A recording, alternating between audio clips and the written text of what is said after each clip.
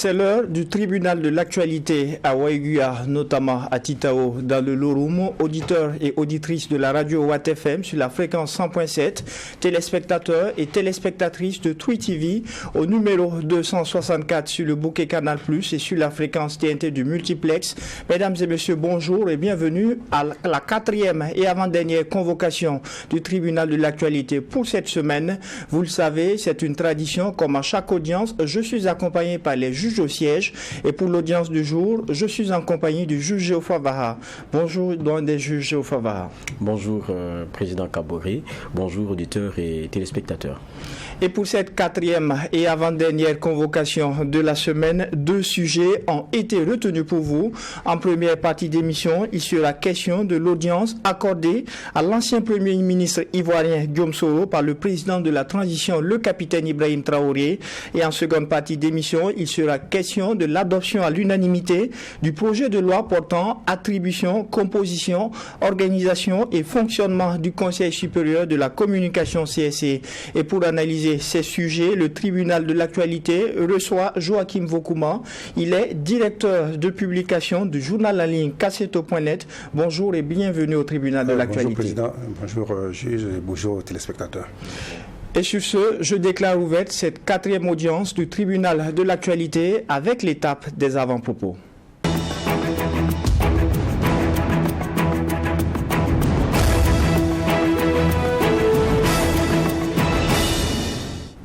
Juge Géoffroy Vaha, qu'est-ce qui retient votre attention pour cette audience du tribunal? Oui, merci président. C'est encore la question du train. La reprise devrait être effective le 17, mais à l'annonce de ce que le train voyageur ne s'arrêtera qu'à Bobo-Dioulasso, donc fera Ouagadougou, Bobo-Dioulasso, n'a que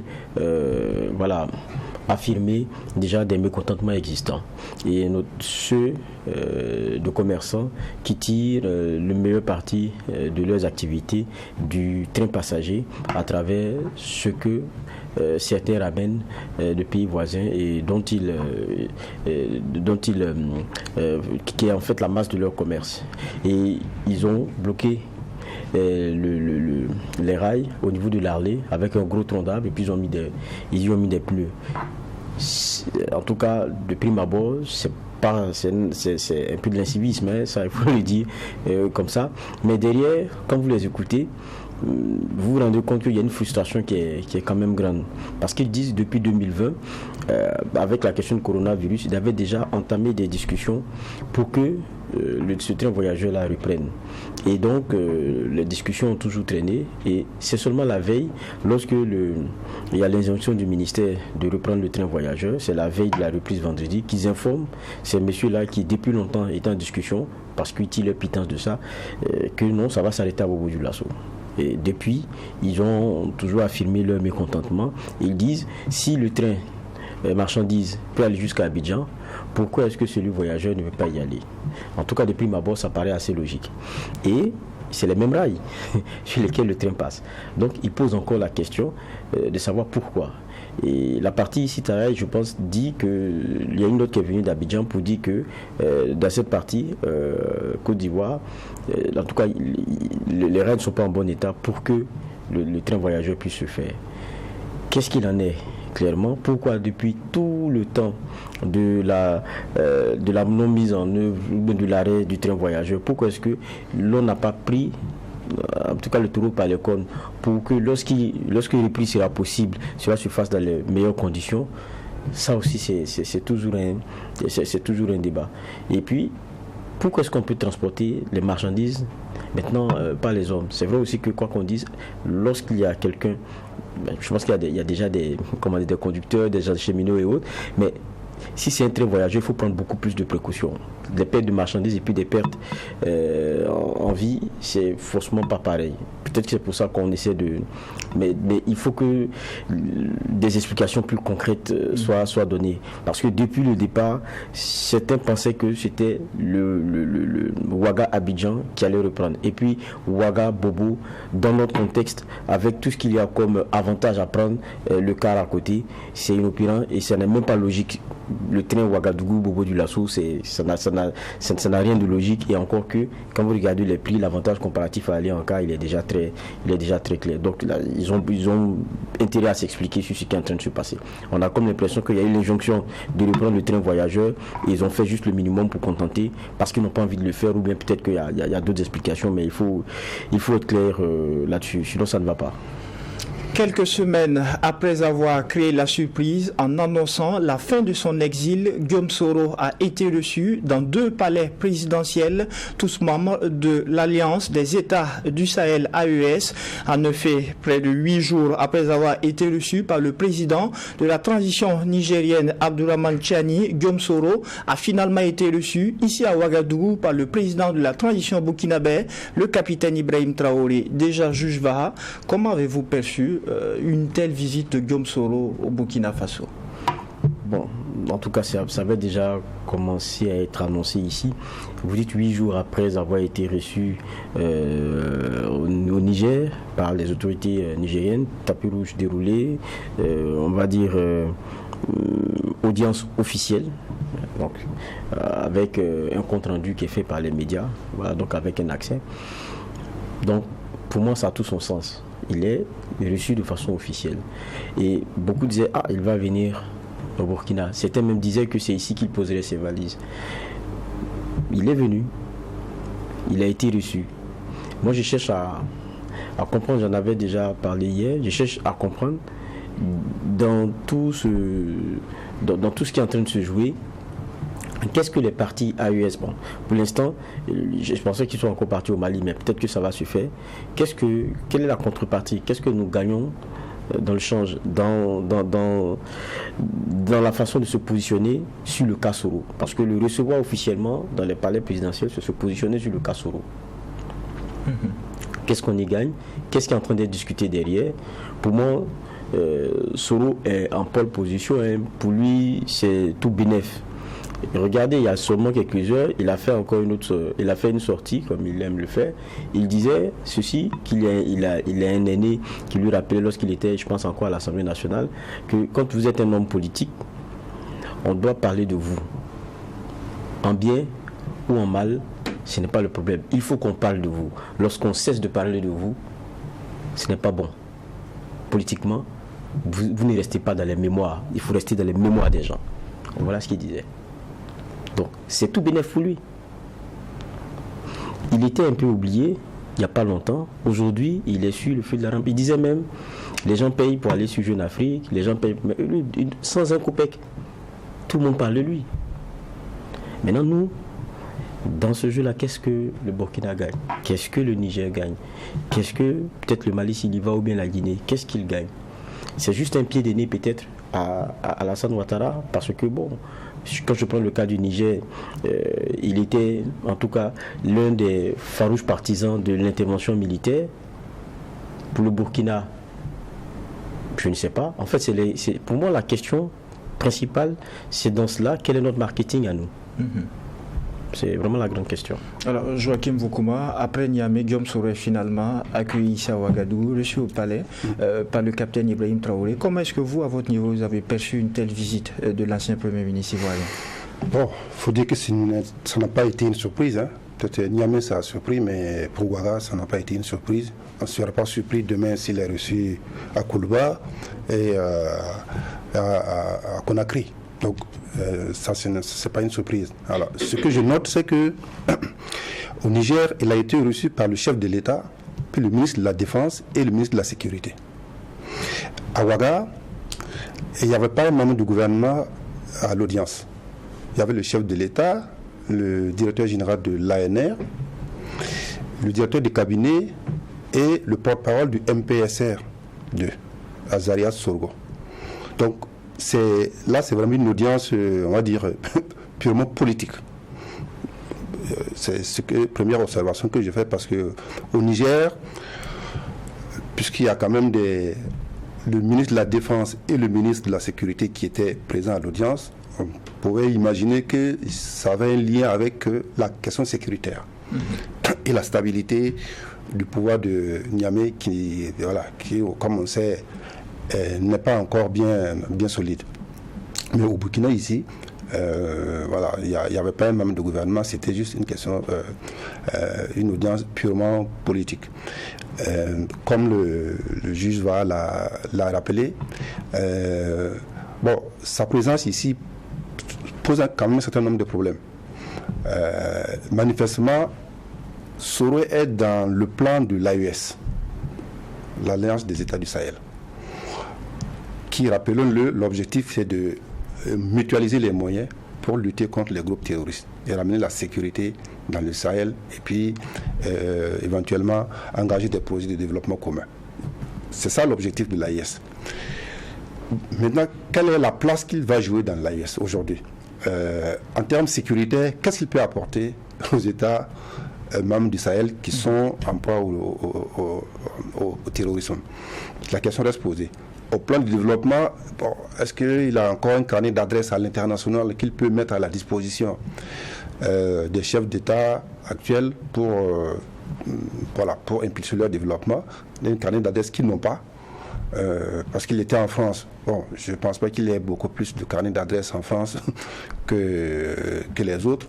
Puis il a été en Belgique, il n'a pas duré là-bas. Puis il a été à Dubaï, puis en Turquie, et puis finalement. Donc, le temps qu'il a passé dans ces pays-là, est-ce que ça a été suffisant pour avoir des contacts assez poussés, sachant que à chaque fois où il a été, Ouattara a fait pression, lui-même le raconte, a fait pression pour que voilà, on parle même de l'Asie. On parle même de l'Asie, voilà. Donc cette question reste posée. Qu'est-ce qu'il peut apporter aux États du Sahel en termes sécuritaires, en termes de mobilisation de moyens financiers pour le développement? Ça, c'est la question qu'on pose. L'autre question maintenant, l'autre élément qu'il faut noter, c'est, disons, c'est peut-être, on l'avait déjà évoqué ici lors d'une émission, pour le cas du Niger, on sait bien l'inimité qu'il y a entre Ouattara et le pouvoir du Niamey. C'est de tous les États membres de la CEDEAO, les chefs d'État membres de la CEDEAO, c'est celui qui s'était montré le plus violent, voilà, le plus déterminé, pour que, il a même dit qu'il y avait un budget qui avait été voté et qu'il faut lever une armée pour aller rétablir Bazoum dans ses fonctions de président. Donc c'était lui qui était vraiment le plus engagé. Que le Niger utilise voilà, l'épouvantail Soro pour dire bon, voilà, ou tu te calmes, ou en tout cas on a de quoi aussi te créer des problèmes. C'est une hypothèse qui n'est pas farfelue. Pour le cas du Burkina, on sait que nos relations aussi ne sont pas au beau fixe. Voilà, on a d'ailleurs des soldats, des militaires qui étaient en formation là-bas qui sont rentrés. Bon, entre le Burkina et la Côte d'Ivoire, on a connu une meilleure situation que ça. Est-ce que Soro aussi peut être utilisé comme un épouvantail pour améliorer les relations, un objet de chantage pour améliorer les relations? C'est pas exclu. Sous le Mali aussi, c'est la même chose. On a vu l'histoire des 49 militaires qui a créé une crise sur plusieurs mois et qui a fini par déboucher sur un procès, des condamnations et puis une grâce et puis leur retour en Côte d'Ivoire. Donc, entre ces trois pays-là, il y a un contentieux entre griffes avec Alassane Ouattara. Et sur la question, si vous voulez, de politique vis-à-vis de la France, ces trois pays-là, ils sont en déphasage, en tout cas ils sont en contradiction, ou on ne converge pas avec la position de Ouattara. Est-ce que c'est une manière aussi de faire la pression sur lui? Oui, autant de questions. Voilà, pour qu'il rentre dans les rangs, ou qu'il cesse, en tout cas, à défaut de rentrer dans les rangs, qu'il cesse de nuire à ces États-là. C'est autant de questions qu'on se pose. Voilà, d'autant que bon, on n'a pas dit l'objet exactement, l'objet de la visite de Soro lui-même, et que lui-même, lui-même à la sortie de l'audience, il n'a pas expliqué pourquoi il est venu, mais là, il a juste remercié les autorités pour l'avoir permis de fouler le sol burkinabé qu'il connaît. Oui. Qu'il connaît pour y avoir séjourné pendant plusieurs années dans un passé récent. Et on va l'aborder dans le fond tout à l'heure. Mais déjà, juge Geoffroy Vaha, est-ce que vous partagez un peu le même point de vue que Joachim Vaucouma, qui parle d'une audience à caractère politique au regard de la configuration de ceux même qui entouraient le chef de l'État, le capitaine Ibrahim Traoré, à cette audience? Déjà, même recevoir recevoir Soro, j'entends beaucoup qui disent bon, c'est un citoyen, lui-même se présente comme un citoyen, mais c'est pas n'importe quel citoyen. Soro Kibafoué n'est pas n'importe quel citoyen. Donc, et c'est pas n'importe quel citoyen qui arrive dans un pays dont il n'est pas originaire et est reçu par les premières autorités. Et encore que, quand on prend le cas de Soro, il est condamné chez lui et à 20 ans dans une affaire et à perpétuité dans une autre affaire, donc pour lesquelles des décisions ont été données. Et donc, s'il arrive chez lui, il sait bien comment les choses pourraient se passer. Donc, quand vous le recevez, il y a déjà dans les antagonismes en Côte d'Ivoire une posture que vous preniez. C'est ça en fait l'enjeu ici. Recevoir quelqu'un qui a mal à partir dans des affaires chez lui et qui est recherché, ça veut dire, et de façon officielle, c'est un positionnement sur une affaire qui, je le rappelle, qui est d'abord ivoiro-ivoirienne. Maintenant, moi je me dis, maintenant on le fait. Pourquoi? Parce qu'on est quand même conscient que le recevoir de façon officielle, c'est une position qui va être lue d'une certaine façon, ça c'est clair, dans le cas Soro. Maintenant, quand on le fait, nous c'est pourquoi. Pour moi, ce qui importe, ce n'est pas le marketing de Soro, c'est derrière quels sont les enjeux. Et lui, il le disait tout à l'heure. Moi, quand je regarde Soro depuis un certain nombre d'années, surtout très récemment, il est vraiment en perte de vitesse. Si c'est le carnet d'adresse, je ne pense pas qu'il se serait reclus jusqu'en Asie. Si c'était le carnet d'adresse, je ne pense pas qu'il se serait reclus jusqu'en Asie et qu'on verrait tout le poids de l'exil sur lui, au point de dire je suis fatigué. C'était quand on a vu la vidéo de l'annonce de retour chez lui, c'est quelqu'un d'exténué, c'est quelqu'un de fatigué de rester dehors, qui à un moment donné a dit écoutez, je vais affronter la chose. Mais on s'était dit, il rentrait chez lui. Mais là, moi j'écoute, dès qu'il arrive à Niamey, il y a Touré qui est l'un de ses proches qui est communicant, le plus en tout cas le plus crédible, parce que lorsqu'il sort ses communiqués, on sait qu'il est très proche de Soro et tout. Il dit que Soro est rentré chez lui et désormais tout va se faire à partir de l'Afrique. Donc on n'est plus dans le schéma de rentrer, et c'est comme ça que petit à petit on a découvert que rentrer chez lui c'est pas forcément en Côte d'Ivoire. Donc ça veut dire que tout est en train de se préparer pour qu'il pose ses valises ou qu'il fasse la navette dans les différents pays où vous avez des transitions militaires qui sont positionnées.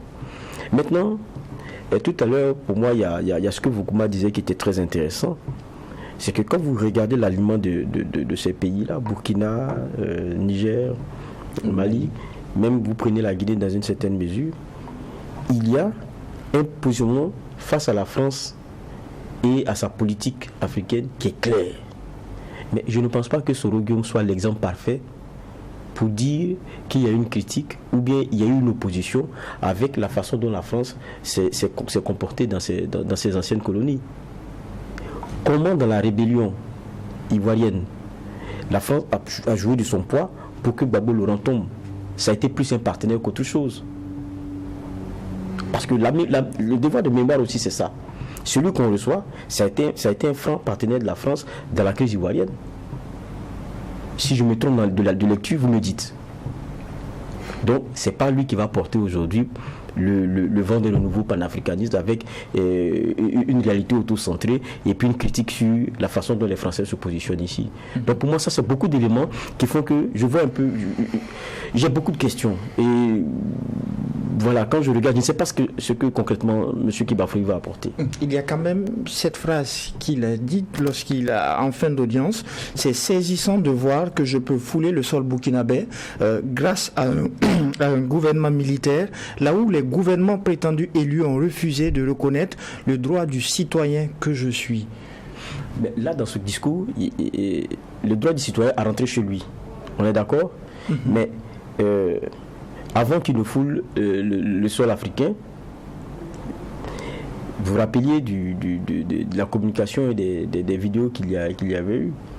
Son camp avait dit qu'il y avait une tentative d'enlèvement, je pense que c'est en Turquie. À Istanbul. À Istanbul, voilà. Okay. En Turquie. Tentative d'enlèvement. Par qui? Par le camp Alassane Ouattara qui aurait envoyé ces éléments pour le ramener en Côte d'Ivoire. Donc ça veut dire qu'on veut le ramener en Côte d'Ivoire. Si c'est vrai ce qu'il dit, ça veut dire qu'on a tenté par plusieurs fois de le ramener en Côte d'Ivoire. Maintenant là, il dit qu'il est accueilli sur le sol. Là où les gouvernements prétendument élus ont refusé de le recevoir. Il n'a même pas refusé, soit allez vous chercher. Si on l'écoute et on veut être logique avec lui-même, il dit ils ont envoyé des gens venir me chercher. Donc ils veulent t'envoyer en Côte d'Ivoire. Donc ce qu'il dit, moi je pense que c'est une parfaite contradiction. C'est dit tellement qu'ils te veulent qu'ils sont même allés te chercher et t'envoyer par la force. Maintenant tu dis qu'il ne veut pas te recevoir. Au contraire, c'est qu'il veut te chercher, mais c'est ce que j'ai dit, il a 20 ans et prison à perpétuité. Il sait que s'il rentre en Côte d'Ivoire, ça ne sera pas libre comme ça se passe ici. J'ai rien contre Soro, mais c'est le prototype pour moi de l'animal politique, avec ses bons côtés et ses mauvais côtés. Maintenant, il joue crânement ses chances selon les opportunités du moment. Et aujourd'hui, c'est un Soro qui est remis en selle. Ça, il n'y a rien à dire. Il revient faire encore le débat au Côte d'Ivoire parce que tout le monde scrute ce qui est en train de se passer dans ces autres pays-là. Ah, mais Soro a sorti encore un tour de son sac comme il sait le faire. Mais ce tour qu'il a sorti du sac-là, il ne faudrait pas que nous soyons, dans cette affaire-là, pour moi, plus, comment on appelle cela, plus un instrument qu'autre chose. Dans une guerre qui oppose quelqu'un à son ancien comment dire cela, voilà, son ancien patron ou à son voilà. Est-ce que vous pensez que quand on regarde le positionnement politique en Côte d'Ivoire avec les dernières élections législatives, avec le retour de Charles Blé Goudé ou de Laurent Gbagbo, est-ce que vous pensez que Guillaume Soro peut faire trembler le palais à Abidjan? C'est possible. C'est possible et c'est sûr que Alassane Ouattara lorgne bien à côté, parce que n'oublions pas que quand Soro Kibafouri quittait, je pense, à l'Europe pour notre zone, parce qu'il y avait une rébellion qui était en train de se faire, pour venir assumer le porte-parole là, il n'est pas venu avec grand-chose. Mais regardez comment il est rentré à Abidjan en chef de guerre. Donc c'est quelqu'un qui sait, selon les situations, se construire. Donc Alassane est très bien placé pour savoir qui est Soro Kibafouri. Donc, ce qui est en train de se passer dans la zone, c'est sûr qu'il le regarde et ça doit un peu déranger son sommeil. Maintenant, que pèse Soro aujourd'hui, de façon intrinsèque? Moi, je pense que c'est un peu plus difficile. Mais que peut devenir Soro avec ces nouvelles alliances qu'il est en train de construire? Ça aussi, c'est autre chose. Alors, Joachim Vokoma, comment est-ce que vous avez perçu cette phrase de Guillaume Soro qui a dit « Je peux fouler le sol burkinabé grâce à un gouvernement militaire, là où les gouvernements prétendus élus ont refusé de reconnaître le droit du citoyen que je suis ». Moi, je n'ai pas connaissance d'une demande d'accueil qui lui aurait été refusée par un gouvernement démocratiquement élu. Prétendu élu. Oui, mais je veux dire, est-ce qu'il avait demandé à revenir au Burkina qu'on lui a refusé sous la présidence du président Roch Kaboré? Je ne suis pas au courant. Est-ce qu'il avait demandé à venir au Niger ou au Mali, ou en Guinée, ou au Bénin, ou dans un autre pays qu'on lui a refusé? Je n'ai pas cette information-là. Bon, si on se fie à ce qu'il dit, manifestement, peut-être qu'il avait demandé à revenir quelque part et on lui a dit non, on ne peut pas t'accueillir. Sinon, ça n'a pas d'intérêt. Est-ce que là, c'est lui qui a demandé à venir? On ne sait pas. De toute façon, on va connaître un peu le bout de cette affaire. Mais il a souligné, en réalité, avant la Turquie, la tentative d'enlèvement dont il parle là, il y avait eu la même chose à Barcelone. C'est-à-dire, il y a eu tentative d'enlèvement aussi dans son hôtel à Barcelone. Il avait pu échapper à ça. Et puis après, il s'était installé à Paris. Et bon, j'entends souvent des gens dire oui, pourquoi il ne rentre pas chez lui? Il a tenté de rentrer chez lui. C'était le 19 décembre 2019, je crois. L'avion a décollé du Bourget et est rentré dans l'espace aérien ivoirien. Et au moment où le pilote a amorcé la descente, on lui a refusé l'atterrissage, ce qui était quand même assez grave comme événement. Donc l'avion a dû remettre le gaz et aller atterrir à Accra. Puis après, ils sont repartis maintenant encore à Barcelone, et voilà le début de son calvaire, de son exil. Donc c'est pas qu'il n'a pas tenté de rentrer, il a tenté de rentrer. Mais maintenant, aujourd'hui, lui-même il le dit. Il dit que le seul endroit paisible où le destine Ouattara, c'est le cimetière. Donc il sait bien que s'il rentre aujourd'hui, il sait ce qu'il attend. Donc il ne va pas rentrer. Son entourage m'avait expliqué, je lui ai dit, mais il est condamné, s'il rentre, il ira en prison. On m'avait expliqué que non. Bon, s'il dit qu'il va rentrer, c'est qu'il sait c'est comment faire.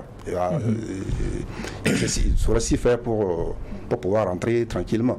Là, effectivement, c'est pas la Côte d'Ivoire. Mais quand on est au Burkina ou au Niger ou au Mali, c'est juste à côté de la Côte d'Ivoire. Je rappelle qu'il y a un passeport CEDEAO. C'est pas peut-être qu'il est détenteur de ce passeport-là. Donc, il aurait pu s'installer dans n'importe quel pays, même la CEDEAO. Maintenant, si des gouvernements ont refusé, on émet cette hypothèse-là, c'est que, comme les gens l'ont dit, quel est l'intérêt d'un État aujourd'hui, en tout cas parmi les pays voisins de la Côte d'Ivoire, de se mettre à dos la Côte d'Ivoire d'Alassane Ouattara, en termes d'intérêt économique, en termes de stabilité, en termes d'intérêt diplomatique. Voilà, la question reste posée. Maintenant, on voit bien que les trois États du Sahel, l'AES, qui ont décidé, eux, de le recevoir, ils ont certainement un autre projet qui est au-delà de la défense des intérêts classiques qui lient des États. Nous, on dépend, il y a beaucoup d'électricité que la Côte d'Ivoire nous fournit. On a beaucoup, on ne va pas revenir sur ça, beaucoup de compatriotes qui vivent là-bas. Et donc, les intérêts sont énormes. Et donc, dans un gouvernement, on va dire, démocratiquement élu et qui juge sur les intérêts, je ne vois pas très bien comment un gouvernement aurait pu prendre le risque d'accueillir Guillaume Soro ici sans se mettre à dos la Côte d'Ivoire. Maintenant, il est là. Est-ce qu'il va s'installer ici comme ça se dit? On verra bien. Mais c'est une décision politique. Depuis hier, j'écoute les émissions interactives. Même ce matin encore, j'écoute. Au mois direct dans le voilà, oui, et puis même sur d'autres radios aussi, j'ai écouté. Le contentieux, il avait été poursuivi. Un mandat d'arrêt avait été lancé contre lui pour complicité de trahison, attentat à la sécurité de l'État et association de malfaiteurs, dans le cadre du putsch.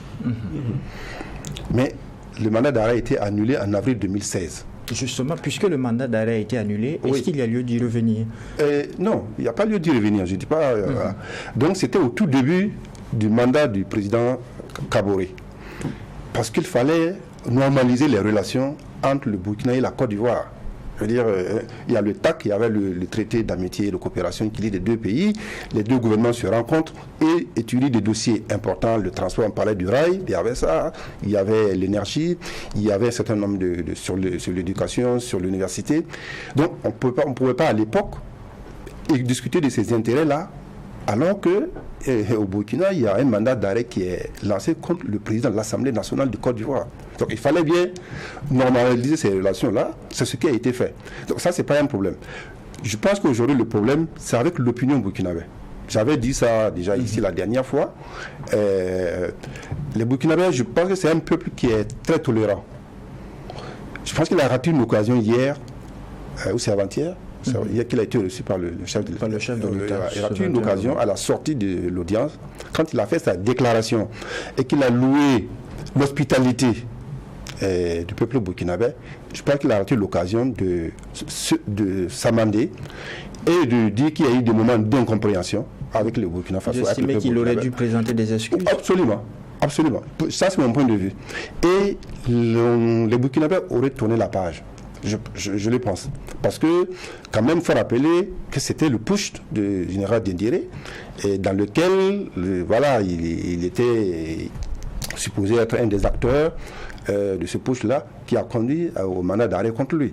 Donc, ça, et quand on sait comment les Burkinabés sont sortis nombreux pour s'opposer au putsch là, et c'est le même peuple qui avait 2 ans auparavant mené l'insurrection populaire. Donc il y a comme une sorte de déphasage entre sa posture et l'opinion burkinabé. Et je pense que s'il avait glissé un petit mot de demande de pardon pour dire voilà, il y a eu des moments d'incompréhension, nous avons l'avenir à construire ensemble. La jeunesse burkinabé, il a dit que c'est sa deuxième patrie, ce qui est vrai. Il a des biens ici, tout le monde le sait. Donc ça, je pense qu'il aurait pu dire ce mot-là et tourner la page avec les Burkinabés. Maintenant, on verra ce que l'avenir va donner et ce qu'il aura comme comportement, comme attitude, pour voir si les Burkinabés vont le pardonner, se réconcilier avec lui.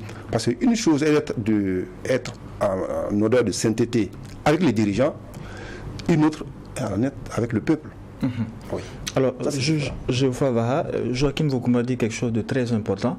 Et quand on écoutait ce matin les différentes interventions au mot à dire sur la radio Watt FM avec David Nana, beaucoup au niveau de l'opinion en veulent un peu à cette visite. Beaucoup estiment, comme l'a dit Joachim Vokouma, qu'il aurait fallu des excuses par rapport à ces audios qu'on avait vus circuler, même si ça n'avait pas été authentifié et que le mandat d'arrêt avait été annulé. Si, c'est vrai que l'audio, quand vous l'écoutiez, c'est quand même plus d'une dizaine de minutes, c'est quand même assez surréaliste. Et vous voyez la légèreté avec laquelle on dit bon, il faut taper ici, on prend le commissariat ici, et puis bon, les forces, on les connaît, elles sont réunies autour de Ouagadougou, est-ce qu'on va tenter ceci, nous on va faire ça. Le plan, c'est avec beaucoup de légèreté qu'on parle d'une déstabilisation, c'est sûrement avec des morts d'hommes, sûrement de nos concitoyens et tout. C'était ça. Maintenant, c'est vrai que l'audio, ça devait être expertisé. Je pense que de ce qui était ressorti en son temps, c'est que ce qu'on nous a rébellé était tellement technique. Et puis bon, apparemment, c'est que l'audio qui est expertisé, c'est pas l'audio de première main. Donc ça pose problème sur savoir il n'y a pas eu de manipulation dedans ou quoi que ce soit.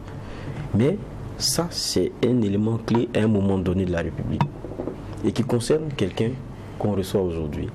Et je suis d'accord avec Vokouma, il ne peut pas, dans sa communication, être sélectif et oublier ça. Alors que c'est très important et c'est encore frais dans les mémoires de beaucoup de Burkinabés. Donc, ça allait être intéressant au moins. Moi, je sais que ça allait être difficile pour quelqu'un comme Soro d'aller à des excuses parce que qui s'excuse, s'accuse. Mais ça devrait être abordé. Ça devrait être abordé au-dessus de 2 phrases, mais pour lesquelles, peut-être après, il pourrait revenir sur des explications plus profondes. Mais ça ne pouvait pas être occulté. Mais bon, c'est ce que j'ai dit. Il est dans son marketing aujourd'hui et ce qui pourrait être dérangeant dans son process, bon, il l'oublie. Peut-être qu'après il viendra et peut-être qu'à certains moments il va l'aborder. Mais c'est sûr que s'il pose ses valises ici ou à côté, moi s'il est fréquent ici, s'il se retrouve face à l'aide de nous, journalistes, cette question ne va pas, il ne va pas échapper à cette question. Ça c'est une évidence. Mais ça devrait, de mon point de vue, mériter au moins quelques mots de lui. Sinon, passer comme ça là-dessus, c'était une opportunité pour lui de donner en tout cas quelques mots là-dessus. Même s'il parlait d'amalgame ou de... En tout cas, ce n'est pas la verve et le verbe qu'il n'a pas pour aborder ce genre de situation-là. D'accord. Dernier virage pour finir avec ce sujet. Joachim Vokouma le disait, on connaît la réalité des tensions qu'il y a entre la Côte d'Ivoire et certains pays de la sous-région. Je veux parler du Niger, avec les velléités d'intervention qu'il y a eu en lien avec le coup d'État. Également avec le Burkina Faso, où vous avez rappelé tantôt les militaires en formation qui ont été renvoyés. Quelle peut être la conséquence diplomatique de cette audience que le chef de l'État a eue avec Guillaume Soro? On ne peut pas présager. Je pense que c'est la partie ivoirienne qui va apprécier. Maintenant, elle va se dire tout simplement que bon, il y a l'un de ces farouches pourfendeurs qui a trouvé peut-être un confort pas loin et à côté. Donc, c'est sûr que ça aura des répercussions sur déjà des relations qui ne sont pas au beau fixe entre Alassane, pas seulement qu'avec le Burkina, mais avec toutes les traditions militaires qui sont mises à côté. À l'échelle de l'AES. Oui, mais et puis quand vous comprenez aussi, Alassane a bien peur. Il a bien peur. Il sait plus ou moins de quoi Soro est capable. Il y a cela, mais même au-delà. Laissons le cas Soro. c'est que ce qui est en train d'arriver comme un phénomène de contagion, où il y a des armées qui s'assument devant les errements, quelquefois du politique. Il a bien peur que cela aussi ne gagne peut-être l'armée ivoirienne. Parce que n'oublions pas que c'est une en Côte d'Ivoire, il y a déjà eu des coups d'État, donc il y a eu des moments où l'armée est intervenue pour faire arrêter des processus. Donc il sait que c'est des éléments qui sont possibles. Et rien que, ce n'est même pas seulement le cas Soro, et pour la plupart des chefs d'État, il fallait faire arrêter ce vent de coups d'État qui est en train de se faire et qui se faisait avec l'assentiment des populations. Donc quand vous êtes dans un pays où vous savez que les clivages sont très forts, vous n'avez pas tout le monde forcément avec vous. Vous avez une armée que vous avez reconstituée, parce que n'oublions pas que l'armée ivoirienne, c'est ça. Il y a eu la partie qui était en opposition avec la rébellion, qui est restée, et une rébellion qui a été intégrée. Donc c'est une armée comme ça aujourd'hui. Donc quand il regarde, il ne doit pas être forcément serein. D'aucuns en veulent également à la Côte d'Ivoire parce qu'il y aurait des prétendus déstabilisateurs du Burkina sur le sol ivoirien. Je ne sais pas qui peut être identifié, et puis quelles ont été les procédures pour peut-être les faire ramener ici. C'est peut-être ça. D'accord, votre réaction par rapport à ça? Oui, bon, je n'ai pas grand-chose à ajouter, mais ce que je voulais juste dire, c'est que si vous voyez le profil de Guillaume Soro, on peut le croire ou dire que c'est pas sincère, que c'est de la manipulation, mais quand on prend son profil, il vient de la FECI. Il a été nourri à l'idéologie de gauche sous Laurent Gbagbo. C'est Laurent Gbagbo qui l'a formé politiquement, idéologiquement. Son basculement dans le camp de Ouattara a été, pour une raison que tout le monde connaît, qui était liée à ce qu'ils appelaient l'ivoirité et les discriminations dont étaient victimes les ressortissants du Nord. C'est ça qui était l'élément fondamental. Sinon, idéologiquement, il n'y a pas une convergence comme ça entre sa formation d'origine et Ouattara, qui est un libéral. Tout le monde sait ça. Donc, aujourd'hui, se remettre avec des gens qui affichent des postures anti-impérialistes, panafricanistes, souverainistes, bon, ça peut paraître cohérent.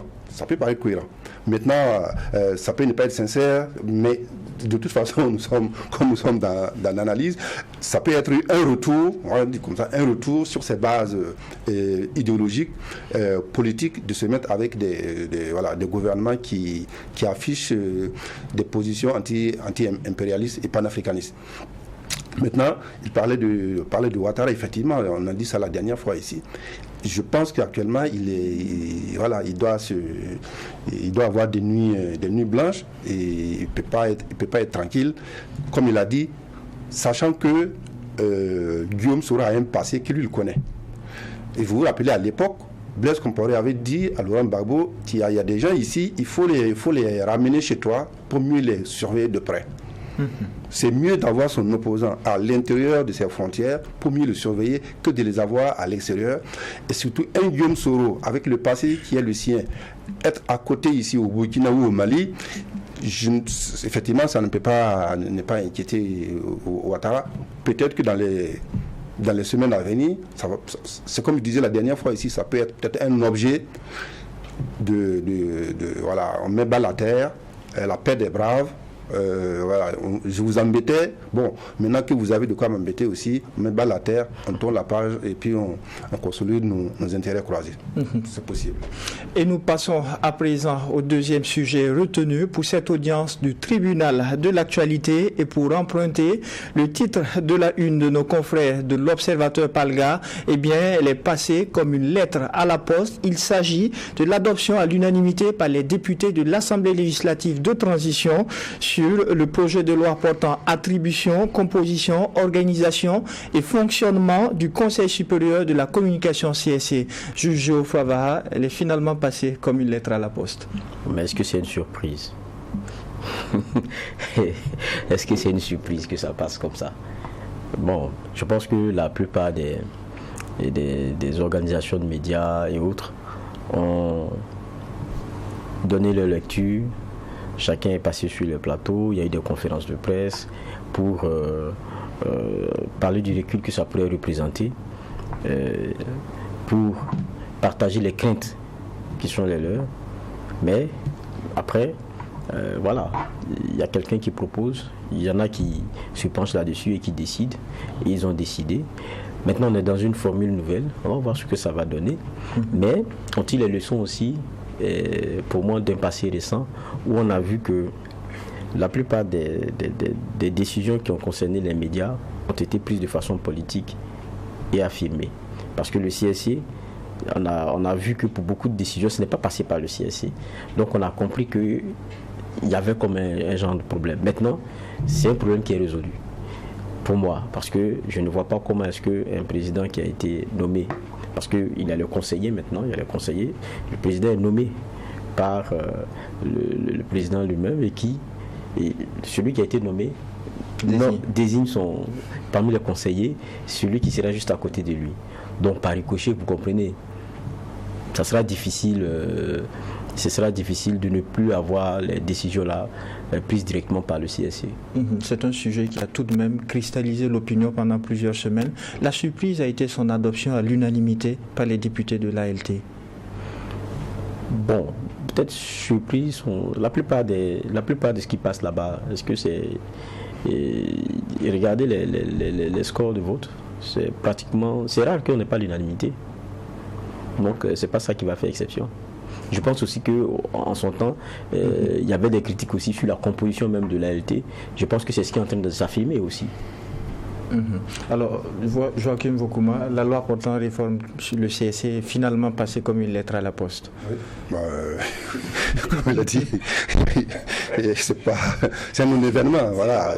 C'est pas une surprise. Moi, j'étais à l'Assemblée législative de transition, puisque vous savez, ils votent article par article. À part l'article 2, qui a été validé par 69 députés sur les 70 présents, tous les autres articles, il y a 68 articles, ont été votés, adoptés à l'unanimité par les 70 votants qui étaient sur place. Donc il n'y a pas 10 000, voilà, on ne s'attendait pas à mieux que ça. Ce n'était pas une surprise, d'autant que le gouvernement a eu le temps d'expliquer pourquoi ce projet de loi. Les arguments qu'ils ont développés, que les organisations des professionnels des médias aussi ont compte développer, n'ont pas prospéré. Ils sont restés sur leur position. Je crois que le seul point où ils ont bougé, c'est sur la durée du mandat des conseillers. Ils voulaient 3 ans.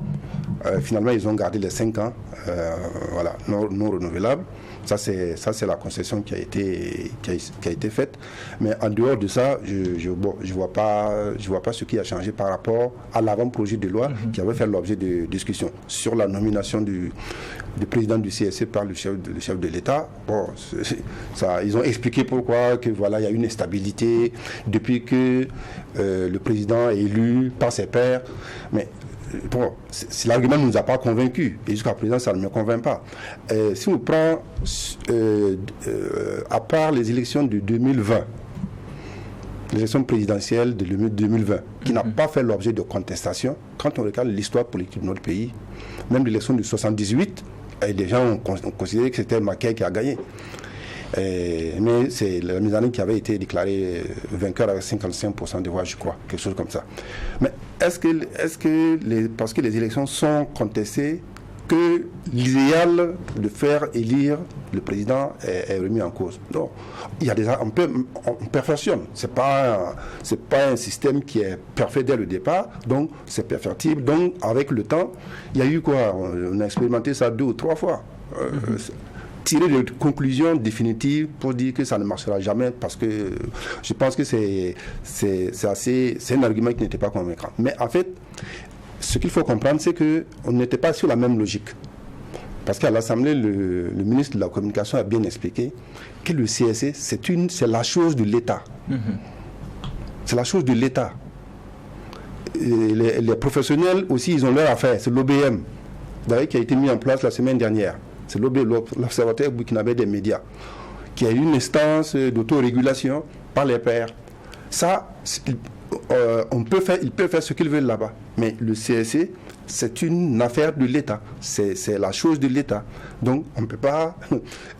L'État décide, fait ce qu'il veut de cette instance-là, Et l'État a décidé, vu, de revenir à l'ancienne formule qui est la nomination du président par le chef de l'État. Donc, je pense que l'incompréhension venait de là, où comment dire, on n'était pas sur les mêmes lignes. Parce que nous, les OPM pensaient que, parce que quand même, démocratiquement, l'élection par CPR, c'est quand même qualitativement supérieur à une nomination.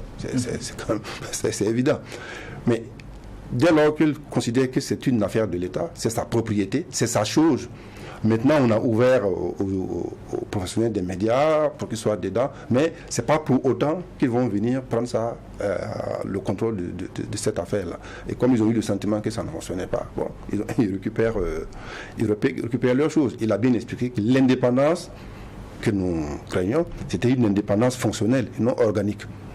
C'est une indépendance fonctionnelle, non organique. C'est-à-dire, de façon pratique, comment ils peuvent se saisir des cas de manquement à l'éthique et la déontologie et tout. Maintenant, organiquement, voilà, c'est lié, c'est une institution de l'État, donc qui dépend vraiment de l'État. Donc cette indépendance-là, elle ne peut pas être...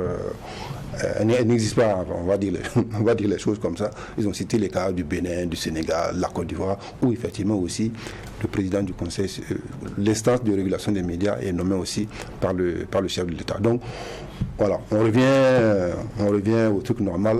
Mais moi, ma conviction, c'est que à l'expérience, on verra.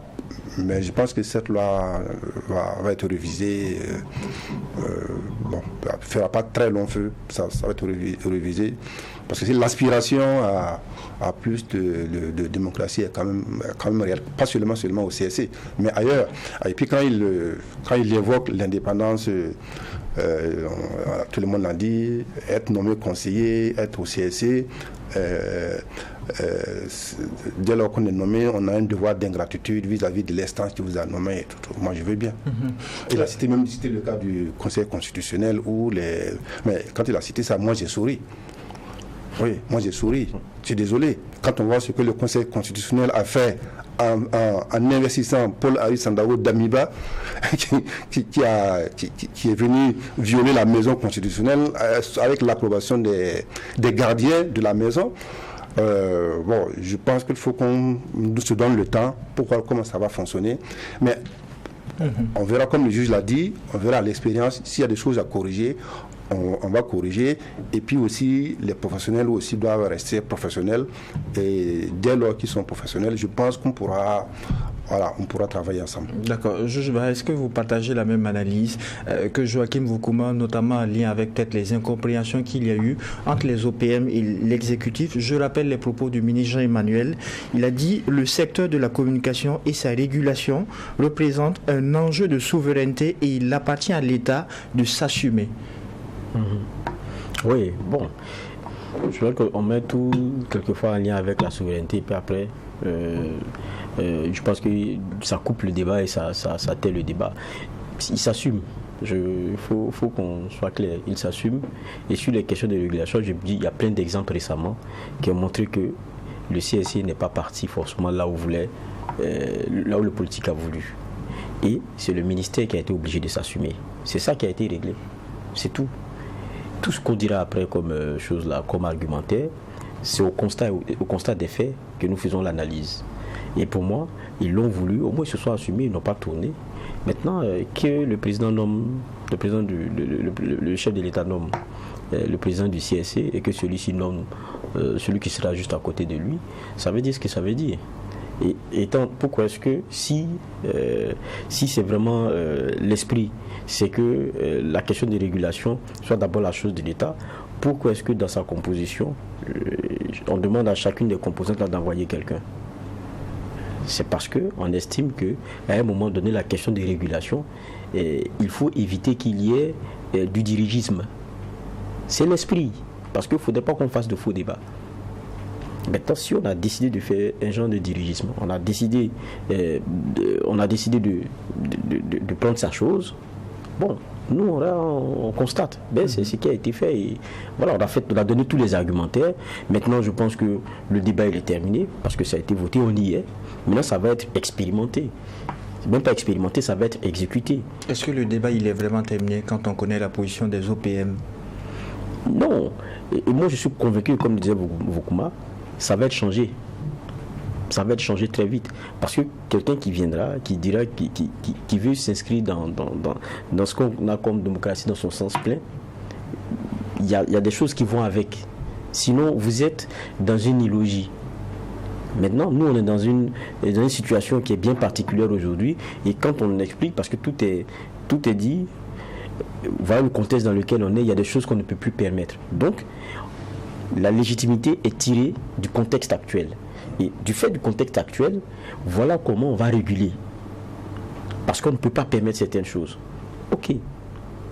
Ça veut dire que quand ça va changer, quand le contexte va changer, c'est sûr qu'on va revenir à faire confiance maintenant à une autorégulation. Parce que si c'est du dirigisme, je ne pense pas que ça puisse prospérer longtemps. Est-ce que le débat est fini, Joachim Vokouma? Quand on connaît la position des organisations professionnelles des médias, à travers la série de conférences de presse qu'ils ont tenues, on en a même reçu ici sur ce plateau, est-ce que vous pensez que tout est terminé? Et quelles peuvent être les marges de manœuvre des OPM? La loi a été votée, c'est fini. Ils vont transmettre le texte au Conseil constitutionnel pour que le Conseil constitutionnel vérifie effectivement que la loi est conforme à la Constitution. Puis après, le chef de l'État va signer un décret pour promulguer la loi. Ça, c'est au niveau... La procédure judiciaire, c'est fini. Il n'y a plus rien à faire. Maintenant, c'est à l'expérience qu'on verra. Bon, moi, j'ai pas d'hostilité particulière comme ça. On verra à l'expérience. S'il y a des choses, si on sent qu'il y a des dérapages, ou qu'il y a en tout cas des abus de pouvoir, bon, je pense que les OPM vont réagir. Moi, je ne préjuge de rien, je n'ai pas d'a priori négatif. Les arguments ont été développés. Ils sont au courant des arguments qui ont été développés. Ils ont tenu leur position. Bon, on prend acte et puis on va regarder comment les choses vont se passer sur le terrain. Si un média venait à commettre une faute, on verra comment le CSC va traiter le sujet. On sait comment ça fonctionne. Il y a toute une série de sanctions qui sont prévues. Et on va voir si c'est des sanctions qui tombent de façon brutale et de façon disproportionnée. On va aviser, comme dans le passé. Donc, à l'expérience, on verra. Mais il y a un point quand même sur lequel, sur la presse en ligne, où c'est désormais, il faut faire une déclaration au CSC. Je trouve quand même qu'il faut quand même laisser le procureur, parce que c'est quand même fait une enquête. Et déjà, le ministre de la Communication a évoqué les risques d'une instrumentalisation, de lobby qui pourrait... parce que si on ouvre ça comme ça, des gens peuvent se lever, créer des sites, on ne sait pas pour quel motif, mais il faut quand même que le procureur ait le temps quand même d'enquêter sur la moralité de ces gens-là avant de donner le OK, sachant que l'enjeu sur la régulation des réseaux sociaux, des médias numériques aujourd'hui est fondamental. Le Conseil des ministres, ils ont encore pris une décision à ce sujet. Donc, bon, ça aussi, on verra peut-être pour faciliter, mais je pense que la prudence aurait quand même... mérité de garder l'ancienne formule pour que le procureur quand même regarde qui est promoteur de ce média-là avant de valider. Point final pour cette quatrième audience du tribunal de l'actualité. Je rappelle que Joachim Vokouma, directeur de publication du journal en ligne Cassetto.net, était notre invité à la barre du tribunal. Merci d'avoir répondu à la convocation. Merci juge Geoffroy Vaha pour les angles de regard et d'analyse. Merci à vous mesdames et messieurs qui nous avez suivis depuis Solenzo, depuis Djibo, depuis Bobo Dioulasso. Et n'oubliez pas, ici au tribunal de l'actualité, la rigueur d'une justice équitable s'applique sur tous les sujets enrôlés. Au revoir et à demain pour une autre convocation.